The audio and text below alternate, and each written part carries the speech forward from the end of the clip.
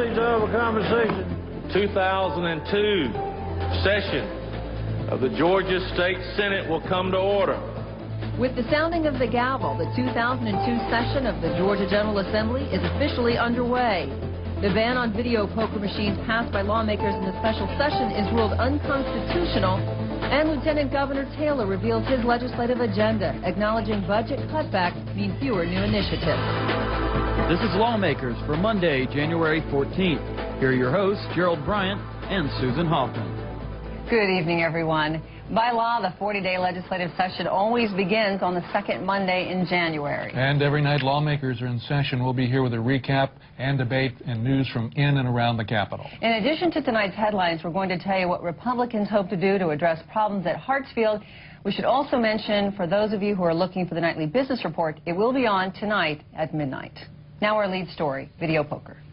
Well, a Fulton County judge ruled today that a state ban on video poker is unconstitutional. And Wandy Lawson joins us live from the Capitol Plaza with more about the ruling. And Wandy. Well, Judge John Goger had previously issued a temporary restraining order against the law, preventing it from taking effect at the first of this year. Today's permanent injunction calls the law both vague and broad, but the lawmakers that crafted the legislation says today's ruling goes against the will of the people. I believe that this issue, the people have spoken. You know, the people were way ahead of the politicians on this issue. They made it clear to us. It was made very clear to all involved that they wanted this industry out of our state. It was a terrible impact on our families, and I'm just very hopeful that the Court of Appeals will take care of this, and this very poor ruling by this judge will be overturned in the near future. In the second of two special sessions last summer, the General Assembly passed a law making it illegal to own or operate any video machine that featured games like poker or Keno. Today, Lieutenant Governor Mark Taylor said he will depend on the higher courts to restore that law. I'm disappointed. We have done the right thing for the people of Georgia in eliminating video gambling in our state. I'm certain that Attorney General Baker will appeal this decision, appeal it vigorously, so that we can indeed do the right thing, which is to eliminate video gambling in Georgia. The Lieutenant Governor said he does not expect the General Assembly to revisit the issue, and Attorney General Thurbert Baker says he's dedicated to overturning the injunction through the courts. Whether or not the General Assembly has to revisit the issue of video poker is going to be a matter for the General Assembly to decide. I don't know where they will be on it. That certainly is an option that's available to them. But right now, as Attorney General, my job is to uphold the statutes that have been duly passed by the legislature of this state. So as far as my job is concerned, we're going to be moving it through the court system. We're going to get it out of Fulton County. We're going to get it up to the Georgia Supreme Court, and we'll see what that body has to say about it. Well, now, the Attorney General said it's much too early to speculate on how the Supreme Court will rule on this issue, but he does say that his office is dedicated to expediting this through the appeals process. Reporting live from the Capitol Plaza, I'm Wandy Lawson, Lawmakers. And Wandy, before you go, how does today's ruling affect video operators? Well, Gerald, as you know, they've lobbied very, very strongly about the point that they were having their livelihood removed and that they weren't being compensated for their machines. But Lieutenant Governor Mark Taylor said today that 99% of these machines were actually pre-owned equipment, only valued at a few $100s each. We'll see what happens. Thank you, Wandy. Representative Calvin Smyre is wearing many hats these days. He is head of the House Rules Committee, Majority Caucus Chair, and Chair of the State Democratic Party. And fortunately for us, he is joining us now from the Capitol to give us his slant on the 2002 session. Thanks so much for joining us, Representative Smyre. How are you tonight? Oh, I'm fine. It's great to be with you. You have a lot on your plate, an extremely tight budget, and an election year. What advice are you giving fellow Democrats to help ensure their success this session and in the fall? Well, you know, every legislative session is different. This one will be no different. The fact of the matter is, though, that we're in an economic downturn in our economy, and the state's financial woes, the state's financial condition is always at the forefront of the legislative process, and that will be no different than this session. The budget, the priorities of the governor, and what the governor sees as the priorities for the state, and along with the members of the House and Senate, and how we appropriate the state's tax dollars, I think, are at the forefront of what all the legislators are thinking about. Mr. Smyre, you may have heard the report on video poker and the judge ruling it unconstitutional, a bill that was passed during the special session this summer. Any comment on that and what the legislature might do? I don't think we will revisit the issue. I think that we will allow the courts to take its course, and of course the Attorney General has notified us that he is going to fight as vigorously as possible through the appeal process, and I think it would be premature for us to do anything other than wait for the process to play itself out. So we're going to take a wait-and-see attitude and see what the courts, but I don't see us revisiting the issue and trying to do anything. As far as the legislative remedy is concerned, I think we're going to wait and see what the courts say. If you look at the natural gas issue that's really making the front page of the paper, and people are obviously complaining as we go into the cold winter season, do you anticipate something specific coming out this session? Is it a must? Well, I think it's an issue that we must address. I don't think I could speak with specificity as to what remedy there is, but I can say that we have got to revisit the issue of deregulation. We've got to make sure that it's public and customer friendly. And from that standpoint, to look at not only from a deregulation standpoint, but from a pricing and what's available to the customer as well. So I think you'll see an abundance of issues that relate itself to the natural gas and deregulation bill that we passed several years ago. And I think you'll see a lot of various pieces of legislation that will be introduced. And we just have to work our way through the governor's task force and members of the House and Senate and come to something that we think would be advantageous not only to the public but to the business community as well.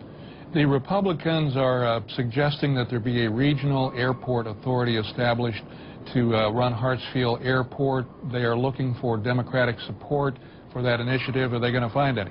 Well, you know, I have a lot of confidence in Mayor Shirley Franklin. She has the capabilities, she has the leadership, she has the experience. She's just entering into public office as mayor of the city of Atlanta. Hartsfield is an economic enterprise. Atlanta is the economic engine that drives the state. So I think we ought to leave it up to Mayor Franklin to come up with her legislative agenda and bring it to us, and we go from there. For us to now try to place an authority over Hartsfield at this juncture, to me, is something that's very premature. I think it's something worth a discussion, but as far as passing any type of legislation to provide that authority for this session, I would not favor. What about Homeland Defense? Is that something that your constituents are extremely concerned about? Obviously, the governor's put forth some initiatives, and he's planning on asking for $2.3 million out of the supplemental budget and another $1 million plus out of the next year's budget.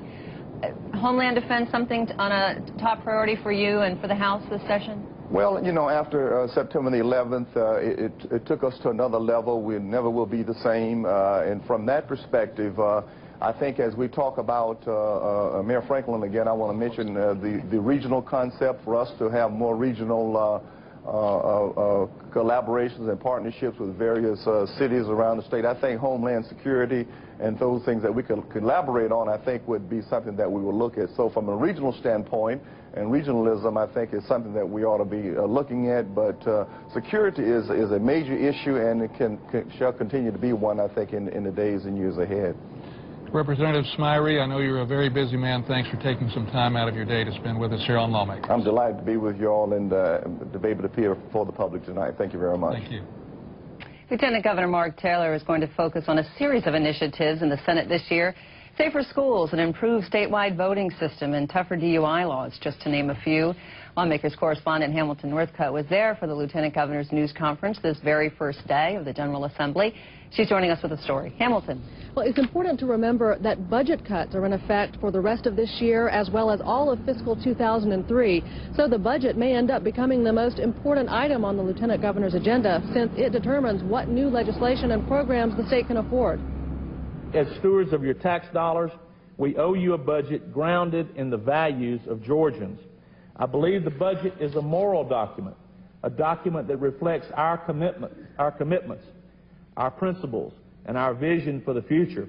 The budget is the financial companion to our legislative efforts to protect families, strengthen schools, promote economic opportunity, and a better quality of life for all Georgians. I will judge all spending proposals in light of these priorities. A property tax cut, raises for teachers, and classroom space for our students at all levels must take priority over legislative pet projects. Now, though money is tight, Lieutenant Governor Taylor wants a 3% pay raise for teachers. Educators say that's too low. That is a hugely expensive item. Each 1% pay raise for Georgia's teachers and education personnel costs the taxpayers over $100 million. And it is a challenge in a tough budget scenario, but we do hope to have success in proposing and passing a strong pay raise for our teachers. Now, teachers demanded a 10% pay increase last year. They ended up getting 3%, which again is what the Lieutenant Governor hopes to be able to do this year. But teachers, they want more than that. If it's combined with a step increase for veteran teachers, we would feel much better about it. Our salary schedule stops at 19 years in Georgia. Veteran teachers beyond that point only get cost of living raises, which a 3% would be a cost of living raise. That's what inflation is right now. If we're going to retain people in the classroom, we're going to have to address veteran teachers. How do we get them to stay? Who's going to teach the children in Georgia? Far too many of our veteran teachers are leaving. They're deciding to retire as soon as possible. We're going to have to work on how we keep veteran teachers in the classroom with additional steps to our salary schedule. Criminal justice is another element of the Lieutenant Governor's agenda. He wants to eliminate the statute of limitations on violent felonies. Unfortunately, under our current law, even where DNA evidence can catch these criminals, the statute of limitations frees them. To quote my colleague, Governor Pataki of New York, who is fighting for a similar bill, there's no statute of limitations on pain. There's no statute of limitations on suffering. There should be no statute of limitations on justice. Natural gas deregulation, predatory lending, and a statewide trauma network round out the Lieutenant Governor's agenda. Reporting live from the Capitol Plaza, I'm Hamilton Northcutt for Lawmakers. Some of those issues were a very big part of last year's session, weren't they? That's true. Predatory lending and natural gas deregulation were not resolved last year, so lawmakers will revisit both of those issues in an effort to improve current laws. All right. Thanks very much, Hamilton. In other news, House and Senate Republicans today unveiled their legislative agenda for this session. They say problems at Atlanta's Hartsfield International Airport could be best addressed by a regional airport authority. I asked House Minority Leader Lynn Westmoreland if that proposal had any support from Democrats. We have talked to some Democrats. We have sent a message that we're trying to have a meeting with Ms. Franklin, Mayor Franklin, and so we're hoping for bipartisan support. You know, any Republican idea that we come up with, we have to have bipartisan support. The governor, or lieutenant governor, or speaker, or any Democratic member, they've got the majority, so they don't have to have a lot of bipartisan. They can stuff things down our throat. The Republicans say the proposed airport authority board would have 7 members, including the mayor of Atlanta. Other GOP agenda items include taking control of government spending, passing a Homeland Security Act that would increase penalties for those convicted of domestic terrorism. Republicans are also calling for education reform that they say gives parents more choice when it comes to moving their children out of schools that aren't meeting minimum standards. And the House and Senate GOP would also like to see senior citizens exempted from the state income tax. That proposal would be phased in over 5 years. Natural gas price relief legislation is a hot topic again this year. As we told you earlier, Lieutenant Governor Taylor is concerned about this consumer issue, and he's not the only one. The first of 15 pre-filed bills is geared toward turning up the heat for low-income consumers. Cooler temperatures mean higher gas bills, and that is leaving many Georgians out in the cold. However, if Senator David Scott has his way, all that could change. The senator is proposing a new bill that would connect the gas for customers who have been disconnected. This service would come at no cost to them. However, the consumer would have to agree to start paying their existing account. The moment this bill becomes law, their gas is reconnected. There's a plan made to help them to get their funds. Prices would be measured on the Valmetric system. This charges customers based on their usage, unlike the current system, which charges customers a fixed rate. Senator Scott has requested that Atlanta Natural Gas join this plan.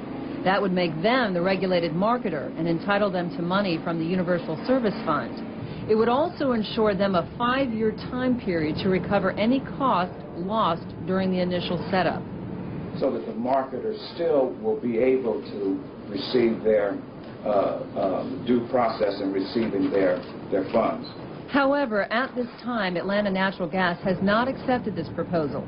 although Senator Scott says he has their support. Scott says he knows we are a business state, but we also need to take care of our citizens. We are a pro-business state, without question, and we want to maintain that and keep that. But we're also trying to protect our consumers here. In an earlier press conference today, Lieutenant Governor Mark Taylor agreed that consumers do need a remedy to the unacceptable and unfortunate consequences of deregulation. If Senator Scott's proposal does pass, it could provide immediate relief to at least 10,000 Georgians. A reminder for those of you with access to the internet, you can watch this show, Lawmakers, online. Visit our website at gpb.org for more information. Then you can click on the Watch GPTV online, then just follow the instructions for watching live or looking at past Lawmakers programs in our archives. That website address again is gpb.org, just another way we keep you apprised of what's going on at the General Assembly. With all the voting woes in Florida during the 2000 election, Secretary of State Kathy Cox says that Georgia needed to change its voting procedures to avoid a similar disaster. Senate Bill 213 did just that. Electronic voting was tested in 13 counties in 2001, and it was well received. Lawmakers' David Zelski has more. David. Susan, the federal government is interested in eventually upgrading voting procedures nationwide, but Secretary Cox feels that Georgia should continue to move ahead. The presidential undervote in Georgia alone was almost 95,000. That's more than Florida's. And most of those came from the 6 remaining counties with the punch card system. I thought immediately we needed to put together a report to the legislature and the governor to let them know what we were hearing, to find out the facts. We heard from people all over the state. We went out and interviewed election officials, people from all the different political parties, put together a comprehensive report and started working on solutions to the problem. With support from Governor Barnes, Secretary Cox's plan to supply the state with a uniform voting system by 2002 appears on track. This would enable us to have this voting equipment in place for every one of your counties by the November 2002 elections. Now, that's a very ambitious project, but we learned how to do it with our pilot project last year. The governor has proposed a $54 million plan, which Secretary Cox believes is enough to finish the job. Now, if you look to the very last part of our handout, there is a detailed listing for you of what that $54 million would cover. It's not just machinery, although we would anticipate acquiring more than 18,000 of these machines for every precinct, every county in the state. But that price tag would include not only the equipment, it would include all of the software, all of the licensure that goes with it, all of the technical support for the first 2 elections that would be used on it, and most importantly, it would include all of the training, hand-holding, on-site training of every local election official for the November election, all in that package. Secretary Cox also believes federal funds of at least $50 million are expected to help the cause, but that figure is still being debated in Washington. Live from the Capitol, I'm David Zelski for Lawmakers. Quick question, David. Will these electronic voting machines cost more to run in future elections? Actually, there is a chance that they will be saving money every year. Secretary Cox estimated that hundreds of thousands are spent in every election in each county in paper ballots, which of course are non-existent in the electronic system. Okay. Thanks, David. Georgia currently offers financial support to many foster children, helping them earn a solid education well into college, but sometimes not all the way to graduation. Governor Barnes this year is proposing that the state supports these children until they graduate instead of cutting them off at 21. With the help of the Department of Human Resources and the Student Finance Commission, we're proposing, and I will send to the General Assembly as part of our budget, a grant program that will help foster children receive a post-secondary education. Now, this idea came to us through the Youth Leadership Council, which is made up of foster children. We all know that if children are successful in school, they will become adults who are successful in life. Now, children who are otherwise not able to go to college will have access to all the opportunities that a college education provides. The governor set aside $260,000 in the FY 2003 budget towards the cause. This year, 210 students would receive aid under this plan. In the wake of the September 11th terrorist attacks, Governor Roy Barnes is making compensation for crime victims a priority in the 2002 General Assembly. One of the key items on the governor's agenda this year, providing more financial support for Georgians whose lives are shattered by violent crime. Under current law, Georgia offers less financial assistance to victims than any other state. I will be asking my floor leaders to introduce during the next session of the General Assembly, that begins on Monday, legislation that will raise the maximum payment to victims in this state from the present and current $10,000 to $25,000. Now, this includes raising the caps for compensation currently available, as well as creating a new category to help pay the cost of crime scene sanitization. This compensation program is paid for with offender fees and grants from the federal government, and the increase in the caps will be covered at no cost to Georgia taxpayers. Victims of violent crime in Georgia aren't automatically entitled to state funds. They may apply for assistance from the Crime Victims Compensation Fund only after exhausting all other sources of financial help, such as insurance, Social Security, and workman's comp.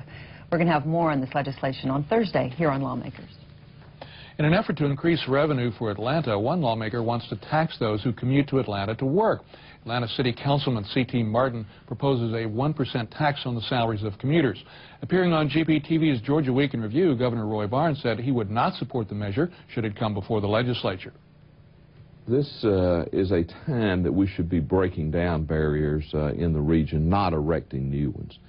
I mean, if you take that to a logical extension, does that mean that if you live in Cobb County but you pay a sales tax for a good bought in Fulton County, the city of Atlanta, that you would, well, you have to rebate back to Cobb because they came from there and things like that? I mean, that's just not a good idea. And I said so, and that's not going to happen. And Wandy Lawson spoke to Councilman Martin and to several state legislators from Atlanta. She now has more about the proposal. We simply need additional revenues. We cannot continue to run this city off of property taxes and off of sporadic sales taxes. Many state legislators from Fulton County support the idea of equalizing the funding of services in Atlanta, but they differ in their approaches. Maybe we ought to talk about this and discuss this to try to develop a solution and maybe get away from calling it a commuter tax. Maybe that's what's creating the problem. I think we've got to do it. In other cities across the nation, you find that citizens who don't live in those inner cities, but who come in and out, pay high costs. They pay tolls. Most of the roads you have to pay tolls to get in and out. I think we've got to figure out a way to do it. I think it's a good idea.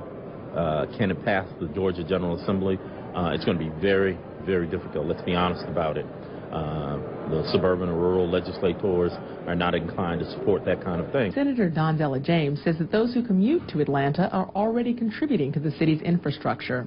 Atlanta is the center, the motor, the core of the state. And I don't know if we should tax Georgians who love Atlanta as much as we do. I mean, they pay taxes when they come and you know, they pay the taxes on food or entertainment or whatever, and they have to pay parking, and that's part of this economic engine in Atlanta. And City Councilman Martin plans to present the commuter tax proposal to the Atlanta City Council on January 21st, with the aim of having it included in the legislative package. And there's one lawmaker who says he'll support the measure. Senator Vincent Fort says he'll sponsor the legislation before the state legislature. I'm Wandy Lawson, Lawmakers. In other news, several protesters showed up at the Capitol this morning to show their support for the old state flag. The demonstrators oppose the new state flag created by legislation during last year's session. They say they've been denied the chance to vote on the issue. Many of the protesters carried the previous state flag, which more prominently displays the Confederate battle emblem. Lieutenant Governor Mark Taylor says the marchers have a right to voice their opinion, but the flag issue has been decided. Statutes in Georgia are changed by the elected members of the General Assembly. And this was a statute that was changed by the duly elected members of the General Assembly after, certainly on the Senate side, a week of very thorough debate. Governor Barnes has also said the flag will not be an issue this year. Republican leaders agree, but the protesters vow to be here throughout the session. The demonstration was peaceful and protesters were gone by early afternoon. In other news, during the 2001 session, the legislature agreed to form a joint study committee to recognize Georgia's water problems and to help find a solution. Since then, the members have been appointed and meetings actually began last week. David Zelsky has our story. Lack of water above ground in North Georgia. Drying underground reservoirs in the south. The pollution from industrious Atlanta contaminating water downstream in southwest Georgia. All issues that House Natural Resources and Environment Chairman Bob Hanner believes this committee can improve. And these work groups will study those issues and hopefully come up by the middle of summer with some decisions and some recommendations on that. Now, the work groups will do that, and it will go to our advisory committee, which is made up of about 50 people that are actually hands-on technical people. They will give us their recommendations on those work group recommendations, and then, of course, the joint committee will actually come up with some recommendations by September 1st.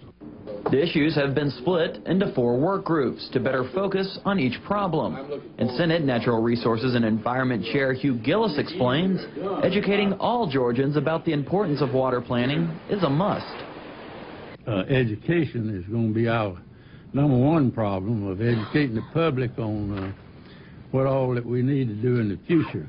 And it's going to be easier done while, and I hate to say this, during a drought. If it ever goes to raining, they won't listen to you much. But anyway, we have problems that will be reoccurring, no doubt about it. It's always been on a cycle. And we need to be prepared. These work groups will meet frequently throughout the year in hopes of creating effective legislation come 2003. For Lawmakers, I'm David Zelsky. On a lighter note, armed with a wagon full of jelly beans, a group of smiling children welcomed the new legislative session this morning. The Georgia Early Learning Initiative, or JELLY, along with help from the children of the Center of Child Development, paraded through the Capitol for the traditional distribution of jelly beans. But the cute faces were all the senators and representatives received this morning. The delivery of jelly beans will have to be delayed because of anthrax precautions. Founded in 1999, Jelly's mission is to educate communities and improve child care services throughout the state of Georgia. And coming up tomorrow on Lawmakers, Lieutenant Governor Mark Taylor joins us live in our Capitol studios. He'll be discussing his legislative agenda with Hamilton Northcutt. And Wednesday, January 16th, Governor Barnes delivers his State of the Budget address at 11 a.m. We'll be here to anchor a special live broadcast over our website as that address takes place. You can watch that at gpb.org. And just another reminder, Lawmakers is streamed live on that site every night that we're on the air and archived as well. Tonight, stay with us as Rick Steves helps you travel Europe safely and affordably. That's coming up next on GPTV later this evening. Be sure and tune in to part 1 of Mark Twain, the new Ken Burns miniseries. That's tonight at 8 p.m. That's supposed to be excellent. And that is our broadcast for the first legislative day of the Georgia General Assembly. Thanks for watching. I'm Susan Hoffman. I'm Gerald Bryant. For all of us, good night.